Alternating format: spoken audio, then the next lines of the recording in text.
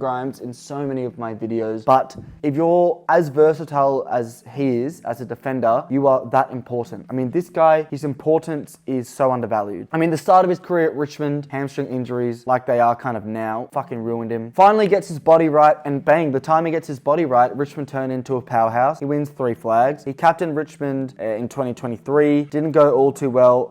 You know, for him, I guess, but also the club. He's probably going to retire at the end of 2024, let's be real. I mean, the versatility, to be able to be playing on, I mean, the 2017 Grand Final is the perfect example. He played on Eddie Betts at points, who's this small, quick, tricky forward, and then he plays on a Josh Jenkins, a Tex Walker, who are key forwards, right? So that versatility just means he is undeniably the most important player on a pitch. I couldn't put him higher because, you know, the top 4 on this list, I think, are different levels. But in terms of building your team around someone, he's an intercept defender who I and Nathan Buckley both believe are the most important player on the pitch, or position on the pitch, I should say. And there is no doubt that he would have flourished at any club, but particularly would have flourished at North Melbourne. Before we go into my top 4, I'm going to be going through some honourable mentions. Now, one of these players I think is very unfortunate to miss out. That is Brad Shepherd. Originally in my list, but maybe the body of work isn't quite there. He was unfortunate to miss out on the flag in 2018 as well through injury. David Asbury as well. I mean, 3 flags for Richmond, full stop. But in terms of a player,